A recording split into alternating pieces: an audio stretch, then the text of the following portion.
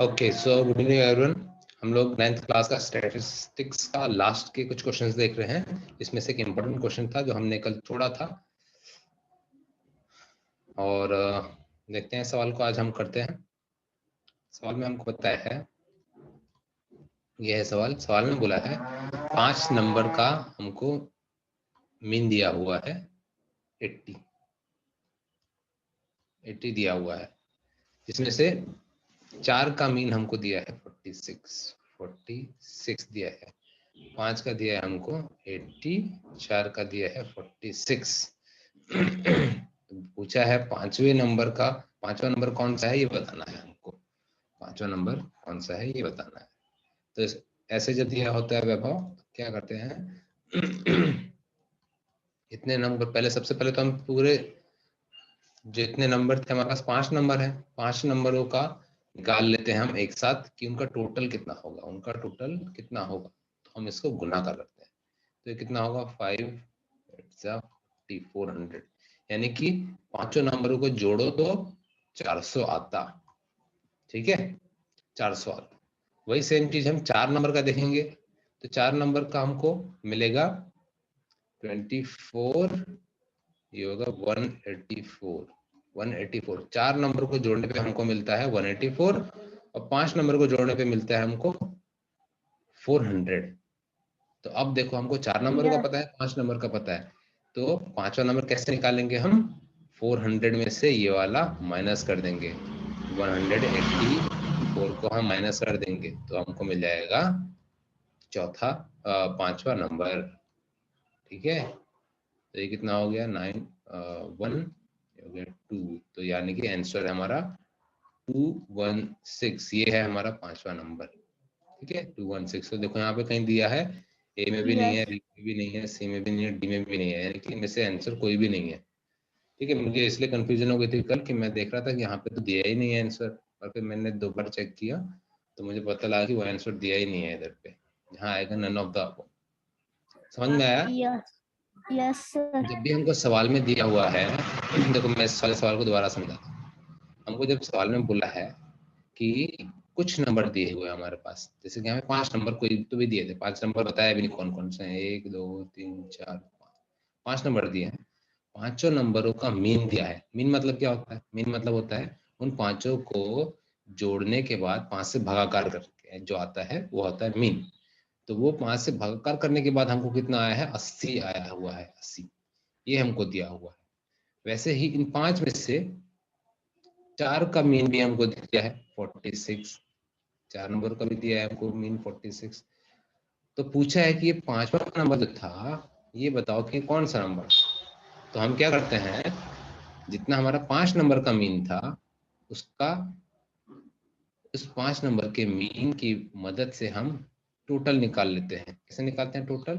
5 के साथ गुणाकार करके। मीन हमने कैसे निकाला होगा? मीन हमने निकाला होगा कुछ तो जो टोटल होगा उसका भागाकार किया था होगा हमने, तो हमको मीन मिला था, है ना? यस। तो हम उसी चीज का उल्टा करते हैं, जब भागाकार किया था हमने तो मीन निकला था, तो गुणाकार करेंगे तो हमको टोटल मिल जाएगा। तो यही टोटल हमने निकाल लिया, 5 का भी निकाल लिया और हमने 4 का भी निकाल लिया, 5 का भी निकाल लिया और 4 का भी निकाल लिया, तो हमको दोनों मिल गए और दोनों को हमने माइनस कर दिया तो हमको मिल जाता है वो 5वां नंबर। ठीक है, ये हो गया हमारा यस सर। अभी हम ये वाला देख लेते हैं, मीन ऑफ 100 ऑब्जर्वेशन 100, ये दोनों मैंने बताए थे। तो 100 जो है, 100 कोई तो भी नंबर है, 100 अलग अलग नंबर है, उनका मीन दिया हुआ है हमको 40 दे के रखा है। ठीक है, 40 दिया हुआ है। इसमें से बोला है जो 9वां नंबर होगा, पहला नंबर कुछ होगा, दूसरा कुछ होगा, तीसरा चौथा पांचवा, ऐसे 100 अलग अलग नंबर दिए हैं। तो हमको बताया है कि जो 9वां नंबर है, ये 9वां नंबर क्या है? 30 है। ठीक है, 9वां नंबर 9वीं पोजीशन पे, इन 100 नंबरों में से 9वीं पोजीशन पे जो नंबर है वो कितना है? 30 कोई नंबर होगा, उसको हटा के 30 को हटा के 70 डाल दिया उसके जगह पे। ठीक है, 70 डाल दिया। मान लो हमारे पास 5 नंबर थे, 1 5 8 9 2 ऐसे करके हमारे 5 नंबर थे। तो सवाल में क्या बोला है कि कोई भी एक नंबर, मान लो 8 को इनमें से हटा के इसकी जगह हमने 3 डाल दिया, ठीक है। तो वही चीज यहाँ पे क्या है, 100 नंबर थे अलग अलग, उसमें से कोई तो भी एक नंबर था 30, उसको हटा दिया है किसके साथ, 70 के साथ, ठीक है। सीट चेंज कर दी है, उसको हटा दिया है, उसकी क्लास बदल दी। ओके, तो बोला है कि ये बताओ, ये करने की वजह से, उसको 30 को 70 से बदलने की वजह से मीन, नया मीन क्या होगा, न्यू मीन क्या होगा, ठीक है। न्यू मीन क्या होगा, तो सबसे पहले हम तो टोटल निकालेंगे। टोटल कैसे निकालते हैं, अभी हमने देखा, जितना भी हम आपको टोटल दिया होता है, जितने भी हमारे पास नंबर होते हैं, उसका गुणाकार कर देते हैं हम जो मीन होता है उसका, यानी कि 100 गुणिले 40 करेंगे हम, तो हमको मिल जाएगा, कितना मिल जाएगा, 400 मिल जाएगा, ठीक है। 400 मिल गया। उसमें से एक नंबर था 30, जो कि हमने हटा दिया, 30 हटा दिया, यानी कि 30 माइनस कर दिया, और 70 जोड़ दिया है हमने, ये जोड़ दिया, और मीन निकालना है। तो 100 नंबर हमारे पास पहले भी थे और अभी भी 100 नंबर है, क्योंकि देखो इसको हम निकाल रहे हैं, इसको बाहर निकाल रहे हैं और इसको डाल रहे हैं। 100 में से हमने एक कम किया, ये 30 को कम किया तो 99 हो गए, लेकिन फिर हमने 70 को जोड़ दिया तो फिर 100 नंबर हो गया अलग, ठीक है। यानी इसका भी भागाकार हम 100 से करेंगे मीन निकालने के लिए। तो इसको निकालोगे तो कितना आ जाएगा, ये -30 और +70 कितना होता है वैभव, -30 और +70 कितना होगा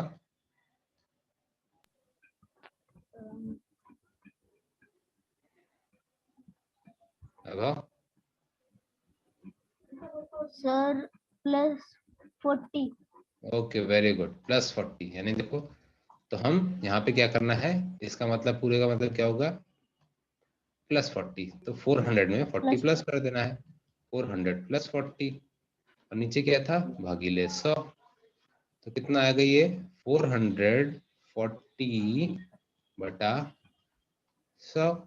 और अगर तुमको याद होगा, मैंने तुमको 7वीं क्लास में, 7वीं नहीं 6वीं क्लास में बताया था कि जब 2 0 होते हैं, ये ऊपर से फिर पॉइंट लगते हैं, यहाँ पे होता है पॉइंट, तो फिर खिसकेगा, पहले इधर आएगा एक 0 और यहाँ पे आएगा दूसरा 0, ठीक है। यस।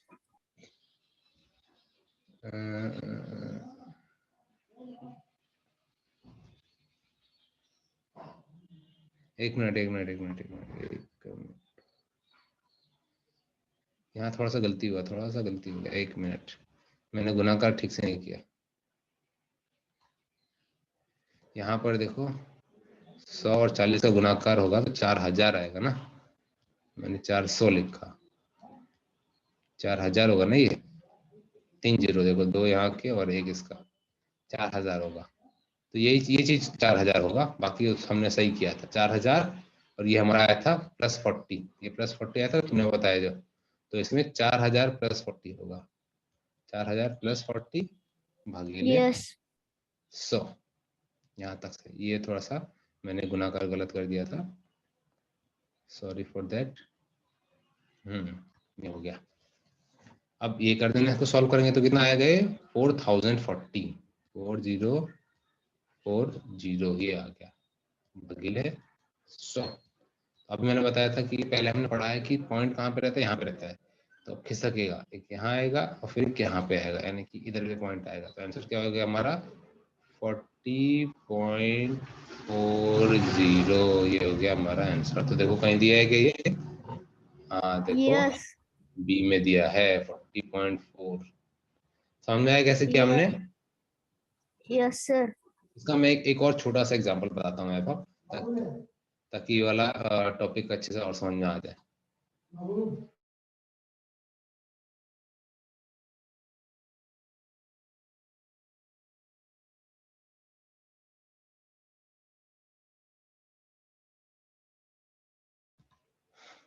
ठीक है, इस वाले सवाल को ना मैं वैभव एक बार और बताता हूँ। इस वाले में हम क्या करेंगे, मैं एक छोटा सा एग्जांपल देखता हूँ, मैं तुम्हें बताता हूँ, उससे और अच्छे समझ में आएगा, क्योंकि देखो तुम अकेले हो तो मैं तुमको ये और अच्छे से समझाता हूँ। मान लो हमारे पास क्लास में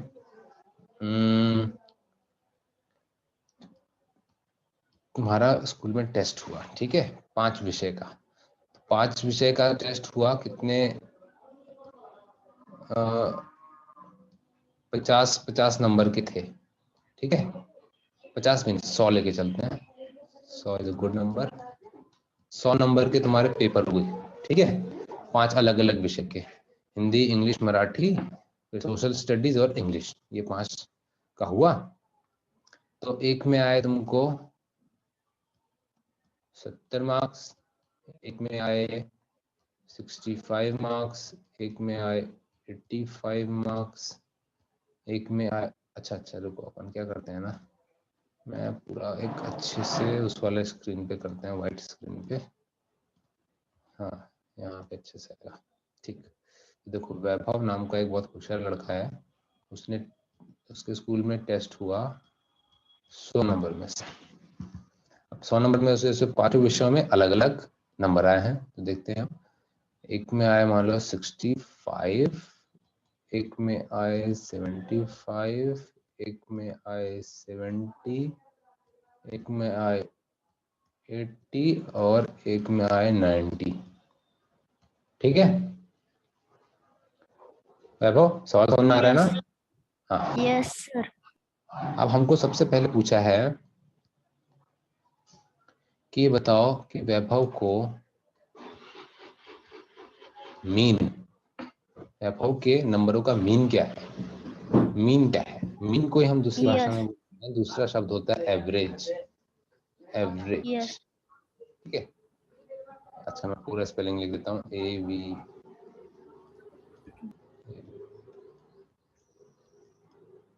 एवरेज, ठीक है। पूछा है सवाल में कि वैभव को जितने नंबर आए उसका मीन क्या है या फिर उसका एवरेज क्या है। तो एवरेज या मीन क्या होता है? जितने भी नंबर हमको मिले थे, ठीक है, जितने हमको नंबर मिले हैं, उन नंबरों में, उन नंबरों को जोड़ के कितने नंबर हैं उससे हम भागाकार कर देते हैं।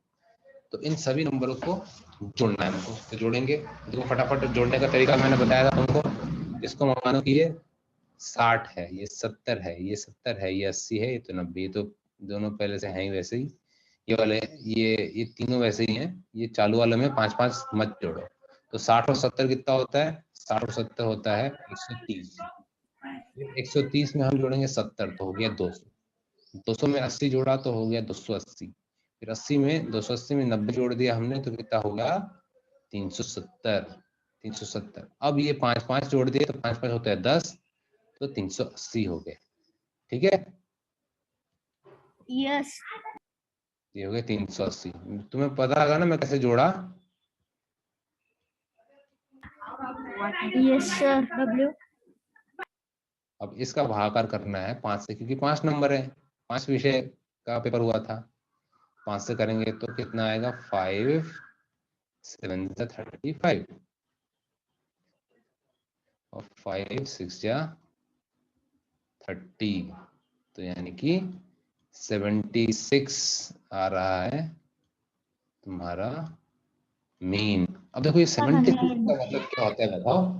अभी 76 का मतलब समझना। 76 को, इसको अच्छे से समझो। देखो, ये 76 क्या चीज है? 76 क्या है? ये जो 76 आया, ये मीन जो आया, वो मीन क्या होता है? यहाँ पे अगर तुम देखो तो कोई नंबर बड़ा है, कोई नंबर छोटा है, ठीक है। यस 65 75 70 80 90। 90 देखो बड़ा है, 80 थोड़ा छोटा, 70 थोड़ा छोटा, 75 70 से बड़ा, 65 छोटा। इसमें तुम देखोगे तो कुछ नंबर बड़ा है, कुछ नंबर छोटे हैं। तो मान लो अगर ये नंबरों को हमको बराबर बांटना होता, देखो जैसे 90 के पास 65 से कितने ज्यादा है?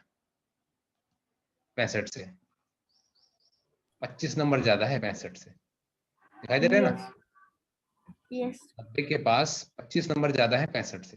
तो हम क्या करते हैं, एवरेज का मतलब क्या होता है? जितने भी हमारे पास नंबर हैं उनमें से हम आपस में मिल बांट के अपने पास ऐसा कर लें कि सबके पास बराबर बराबर हो, सबके पास बराबर माल पहुंच जाए। तो 90 क्या करेगा? देखो, 90 के पास 65 से 25 ज्यादा थे। वैसे ही 80 के पास देखो, 80 के पास 90 से 10 कम है, लेकिन ये पड़ोसी 70 से 10 ज्यादा है, 75 से 5 ज्यादा है। ठीक है, तो ये सारे जो Yes. नंबर हैं, ये सारे नंबर क्या सोचते हैं, ये सोचते हैं कि यार अपन लोग मिलके हम आपस में अपने नंबरों को ऐसे बांट ले कि सबके पास बराबर बराबर पहुंच जाए। जैसे अगर क्लास में मुझे एक चॉकलेट मैं लेके आया हूँ और बच्चे 3 बच्चे हैं, तो मैं उसको बराबर 3 हिस्सों में तोड़ूंगा ताकि सबको बराबर मिले। वैसे ही Yes. एवरेज और मीन का क्या मतलब है कि हम इन सभी नंबरों को, उनके पास जितना भी सब कुछ था, जितने भी नंबर थे, इन सभी को जोड़ के हम बराबर हिस्सों में बांटते हैं, और यही है वो बराबर हिस्सा 76। यानी कि 76 अब ऐसा नंबर है कि मैं इसको देखो तो 76 को अगर, अब ये 76 हमारा मीन निकला, यानी कि इन पांचों, अगर 5 बच्चे मान ले हम, तो पांचों बच्चों को 76 76 76 76 ऐसे करके तुम दोगे, तो अब इसको तुम जोड़ के देख लो, ये तुम्हारे पास 380 ही आएगा। Yes. समझ में आएगी, मतलब समझ में आ रहा है तुमको? Yes, sir. देखो मैं एक और दूसरे तरीके से बताता हूँ। मान लो कि ये 5 अलग अलग बच्चे हैं, ठीक है, ये 5 अलग अलग बच्चे हैं, हमारे क्लास में 5 बच्चे हैं, उनके पास इतने रुपए हैं, ठीक है, इतने रुपए हैं। किसी के पास 65 है, किसी के पास 75 है, किसी के पास 70 है, किसी के पास 80, किसी के पास 90। तो अब लेकिन किसी के पास ज्यादा है, किसी के पास कम, तो हमने क्या डिसाइड किया कि यार जैसे ऐसे तो झगड़ा हो जाएगा, किसी के पास ज्यादा किसी के पास कम, तो हम ऐसा करते हैं आपस में पैसों को ऐसे बांटेंगे हम कि सबके पास बराबर बराबर हो, सबको बराबर पैसे मिले। तो हम लेते हैं मीन या फिर एवरेज की मदद, और इसमें क्या करते हैं हम, सबके जितने पैसे थे उन सभी पैसों को जोड़ते हैं, और जितने बच्चों में बांटना है, कितने बच्चों में थे हमारे पास, 1 2 4 5, 5 बच्चों में बांटना था, तो 5 से हम भागाकार कर देते हैं, तो सबके पैसे हमने Yes. जोड़े तो आता है 380, और बच्चे कितने थे हमारे पास, थे 5 बच्चे, तो 5 बच्चों को बांटना था, तो हमारे पास आता है 76 आता है। यानी कि हर बच्चे को हम 76 रुपए अगर देंगे तो सबके पास बराबर होगा। तब यहाँ पे देखो 65 था, किसी के पास था Yes. 75, लेकिन अब जब हमारा एवरेज या फिर मीन निकलता है 76, तो अगर हम हर बच्चे को 76 रुपए दें तो हमारे जितने भी पैसे थे सब में बराबर बढ़ जाएगा। और समझ आया वैभव? Yes, sir. ओके, ठीक, ये बहुत इंपॉर्टेंट चीज थी जो कि तुम्हें आज समझ में आ गई है। मैं सोच रहा था इसको काफी टाइम से अच्छे समझाने के लिए। ठीक है, तो इसके साथ हमारे इस चैप्टर के मेन चीजें हो गई कंप्लीट। बाकी ये वाली छोटी मोटी चीजें तो तुम बुक से करके मुझे भेज देना कि मीडियन निकालो, मीन निकालो, ठीक है। Yes. ओके, तो इसके साथ हमारा चैप्टर हो जाता है कंप्लीट। ये इसका मुझे होमवर्क करके भेजना, और अगर कोई सवाल समझ में नहीं आता है, जैसे मैंने तुमको बोला था कि एक आध सवाल है, जैसे क्वेश्चन नंबर 5 ये थोड़ा सा मुश्किल है, वैसे ही एक आध क्वेश्चन और होंगे, तो वो नहीं आते हैं फिर खुद ट्राई करना, नहीं आएंगे तो मुझे बताना, फिर हम करेंगे क्लास में, ठीक है। Yes.